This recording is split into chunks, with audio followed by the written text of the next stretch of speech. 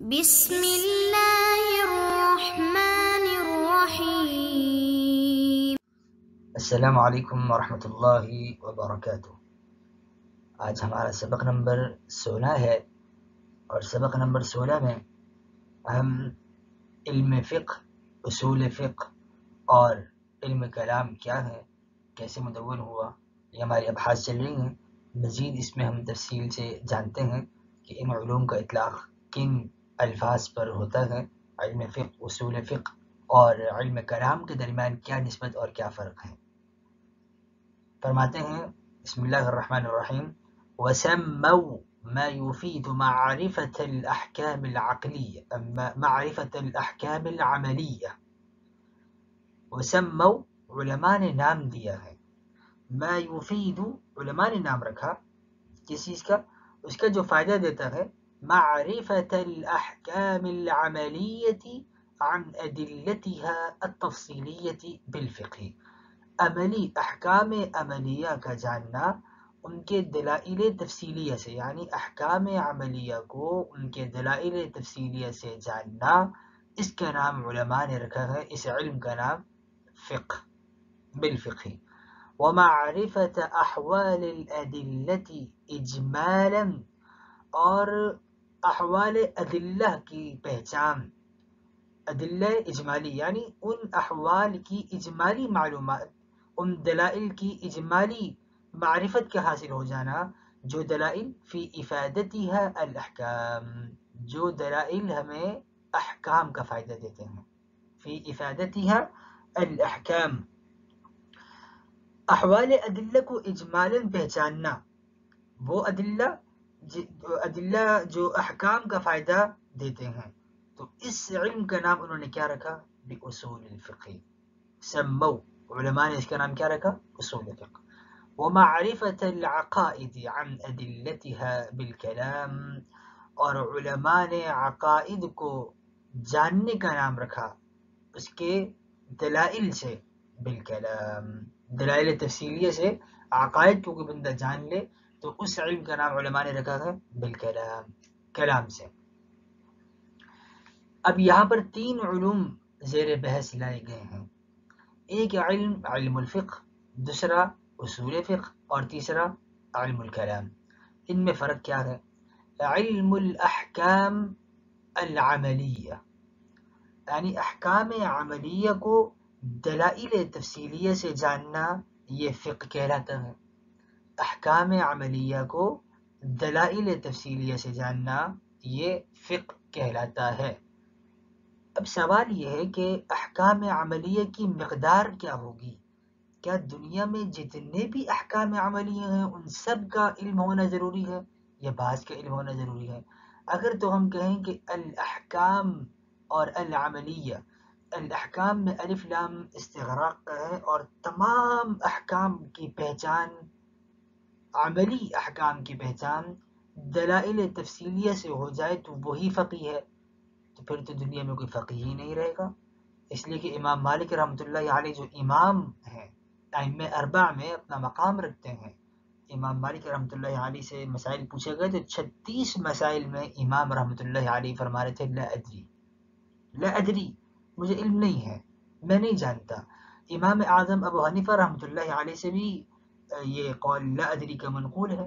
امام اعظم ابو حنیفہ رحمۃ اللہ علیہ بھی بہت سے مسائل میں اپنی لا علمیت کا اظہار فرماتے۔ تو اگر الاحکام میں الف لام استغراق کر لیا جائے تو پھر تو کوئی فقیہ ہی نہیں ہوگا۔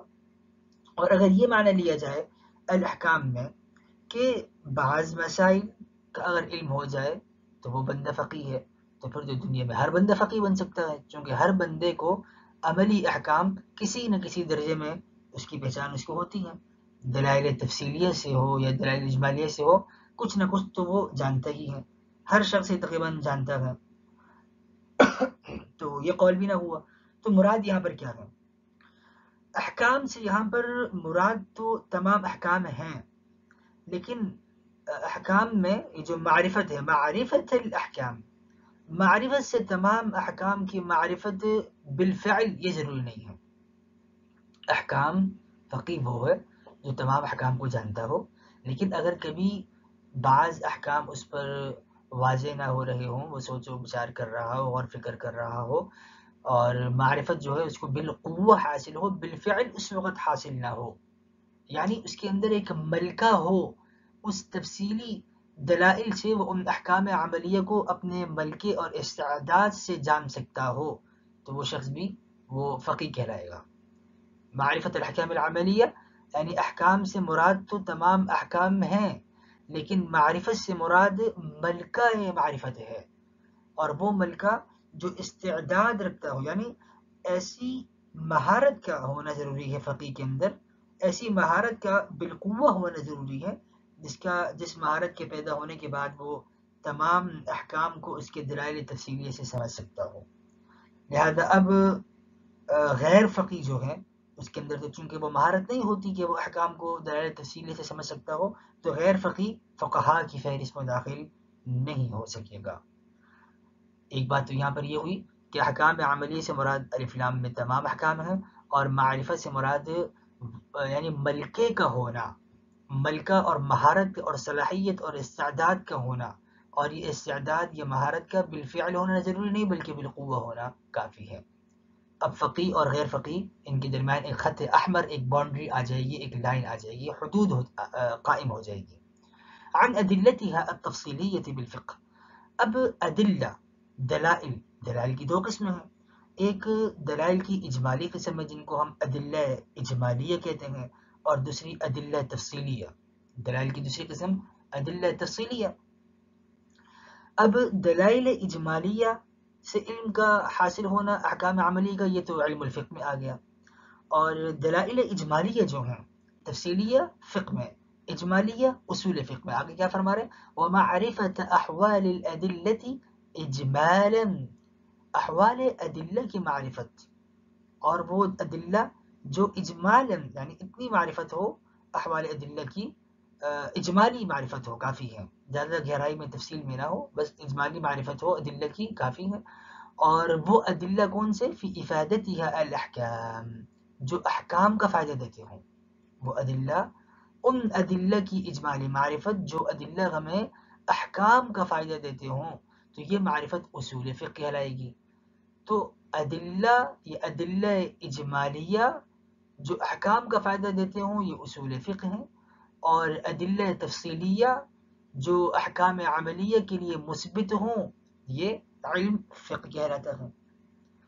اب ادلہ اجمالیہ اصول فقہ کے وہ دلائل ہیں جو نصوص سے مستنبط ہیں، وہ بھی قرآن و سنت سے نصوص سے مستنبط ہیں، لا تقربوا الزنا، اقیموا الصلاۃ، اور دیگر جو اوفوا بالعہد، تو اب وہاں پر وجوب نہیں اور استحباب، ندب، کراہت، تحریم، یہ ساری چیزیں قرآن سنت سے ہی نکالی گئی ہیں، وہیں سے اخذ کی گئی ہیں۔ ادلہ تفصیلیہ ان کی معرفت فقہ کے ساتھ خاص ہوئی، اور ادلہ اجمالیہ جو احکام کا فائدہ دیتے ہوں یہ اصول فقہ کا موضوع بن گیا۔ تو اصول فقہ میں دو چیزیں آ گئیں، ایک ادلہ اجمالیہ اور دوسرا احکام، افادہ احکام، یعنی وہ ادلہ جو افادہ احکام ہو۔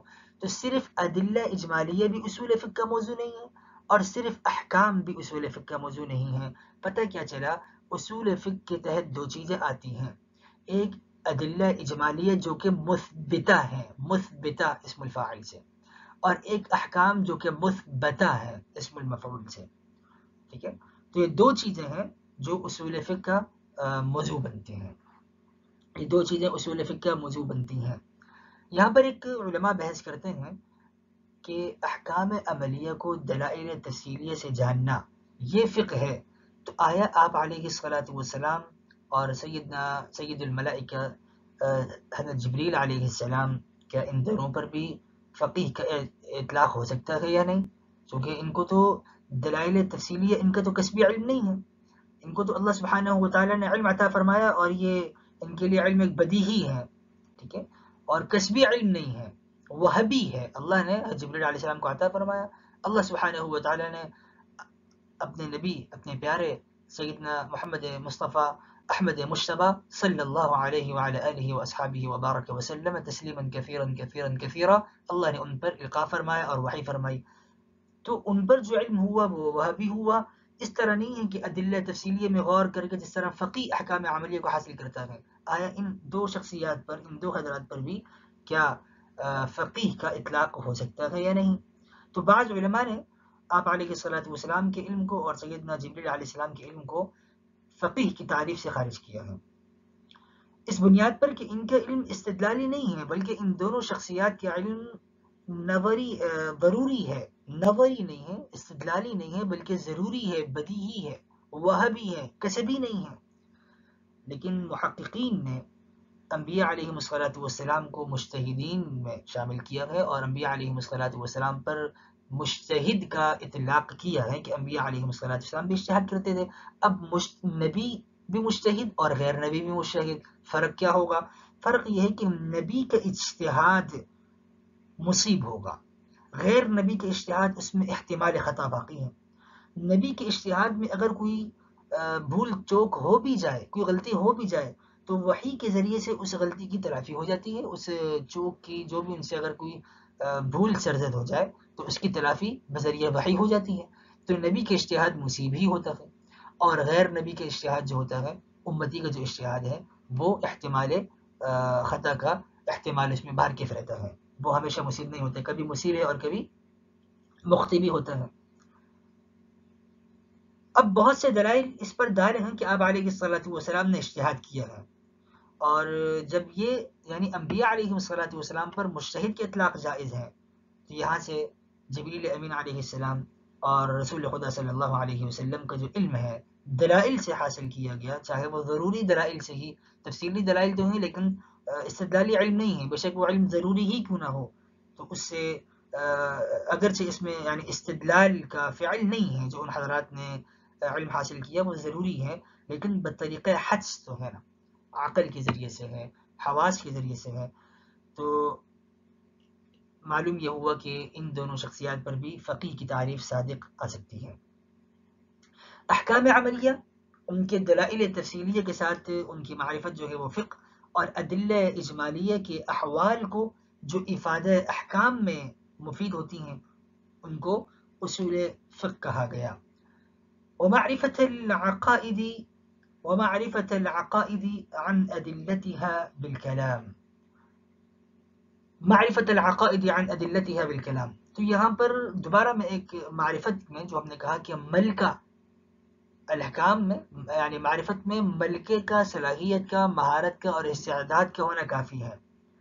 اب انسان کسی صنعت میں، کسی فن میں اسی وقت عالم بن سکتا ہے جب وہ اس صنعت کے، اس فن کے تمام مسائل کو جانتا ہو. اب اس فن کو جاننے کے 3 درجے ہیں. ایک درجہ ہے عقل بالملکہ، اور وہ یہ ہے کہ اس عالم کے سامنے اس صنعت کے تمام مبادی ہوں، تمام اجزاء ہوں، اور وہ ان مبادی سے احکام کی تحصیل کے لیے جو امور موقوف علیہ ہیں ان سے پوری واقفیت رکھتا ہو.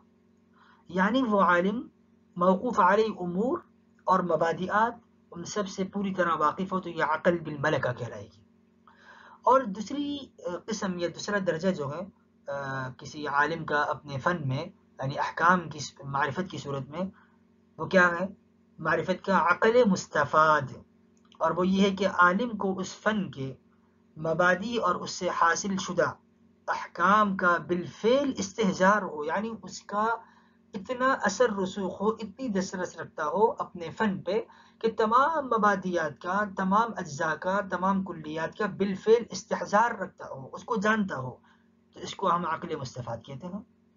اور تیسرا ہے عقل بالفعل، عقل بالفعل، اور وہ یہ ہے کہ اگرچہ مبادی وغیرہ فی الحال تو ذہن میں نہیں ہے لیکن اس کے اندر ایک قابلیت اور صلاحیت اور ملکہ ہے، وہ جب چاہے وہ ان کو حاضر کر سکتا ہے، وہ سوچ کر اپنے عقلی گھوڑے دوڑا کر وہ ان مبادیات کو ذہن میں حاضر کر سکتا ہے. اس کے اندر کسب جدید کی اس کو حاجت نہیں ہے، بلکہ پرانا کسب جو اس نے کیا وہ کافی ہے.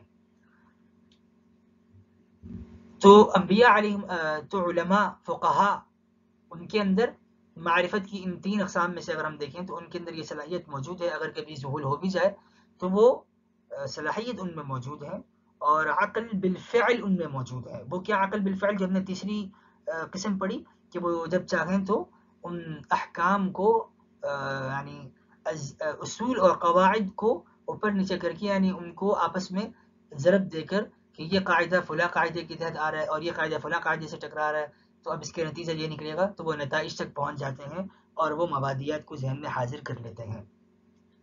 عقل بالفعل بھی اور عقل بالملکہ بھی، یعنی ان کو موقوف علیہ سے واقفیت اچھی طرح حاصل ہوتی ہے. اور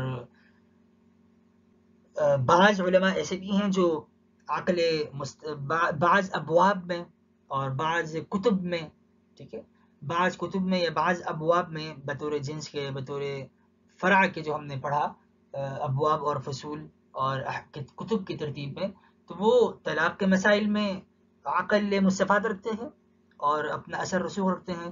یہاں تک کہ اگر کوئی قضات کا مسئلہ آتا تو وقت کے علماء اس کو امام ابو یوسف رحمۃ اللہ علیہ کی طرف منسوب کرتے، اور قضات کے مسئلے میں عدالتی نظام میں امام ابو یوسف رحمۃ اللہ علیہ کے قول پر ہی فتویٰ دیا جانے لگا، کیونکہ وہ اس میں ایک عقل مستفاد رکھتے ہیں. آپ نے اپنے اس میں ایک اثر رسوخ رکھا اور اس اپنے وقت آپ نے اپنی زندگی گزاری اس میں. ایک سوال یہاں پر یہ بھی ہے کہ کیا مقلد پر بھی فقیہ کی تعریف صادق آ سکتی ہے؟ کہ وہ بھی اس تعریف میں داخل ہے کہ وہ معرفت احکام عملیہ کو ادلہ تفصیلی سے جان لے؟ کہ وہ بھی مقلد بھی عالم ہے، فقیہ ہے؟ تو جواب یہ ہے کہ مقلد کی دو قسمیں ہیں. ایک قسم تو مقلد کی وہ ہے جو استدلال کی طاقت ہی نہیں رکھتا، لیاقت اور صلاحیت ہی نہیں رکھتا، اور کثرت بھی انہی لوگوں کی ہے جو اس چیز کی یعنی عامی، مقلد عامی. تو مقلد عامی وہ فقیہ نہیں ہے، اس کے اندر لیاقت ہی نہیں ہے. اور دوسری قسم ان لوگوں کی، ان مقلدین کی ہے جو تمام احکام اور ادلہ پر نظر رکھتے ہیں اور استنباط کا ملکہ بھی انہیں حاصل ہے. تو یہ حضرات فقیہ کہلائیں گے، چونکہ ان کے اندر ایک صلاحیت، لیاقت ہے اور وہ احکام عملیہ کو ادلہ تفصیلی سے حاصل کر سکتے ہیں. تو یہ حضرات اگرچہ مقلد ہیں لیکن ان پر فقیہ ہونے کا انکار نہیں کیا جا سکتا. ومعرفة العقائد عن أدلتها بالكلام، علم الکلام بھی دو چیزوں کا مرکب ہوا، عقائد کو جاننا ادلہ سے، اور بعض علماء نے ادلتها التفصیلیہ بھی لکھا ہے، ادلہ تفصیلیہ سے جاننا وہ کلام ہے. جس طریقے سے ہم نے کہا کہ علم اصول فقہ میں دو چیزیں آئیں، ادلہ اجمالیہ اور ان ادلہ اجمالیہ کا احکام کا فائدہ دینا، احکام کا ثبوت کرنا، ثابت کرنا، دو چیزیں. علم الفقہ میں بھی دو چیزیں ہیں، احکام عملیہ اور احکام عملیہ کو ان کے ادلہ تفصیلی سے جاننا. اسی طریقے سے علم الکلام بھی دو چیزوں کا نام ہے، دو چیزوں سے مرکب ہے، علم العقائد اور علم العقائد کو ان کے ادلہ تفصیلیہ سے پہچاننا. تو لہذا علم الکلام اور علم الفقہ میں دو فرق کیا ہوا؟ علم الفقہ وہ عملی ہے، اس کے احکام عملی ہیں، اور علم الکلام یہاں پر معتقدات ہیں، نظریات ہیں، اصول ہیں، عملی چیز نہیں ہے، ٹھیک ہے، عقائد ہیں. اور یہ فروق پہلے بھی گزر چکے ہیں کہ یہ علم الکلام علم التوحید والصفات ہے، علم الاصول ہے، علم العقائد ہے، اور علم الفقہ جو ہے وہ علم الفرع ہے اور وہ علم الاحکام ہے، علم الشرائع والاحکام ہے.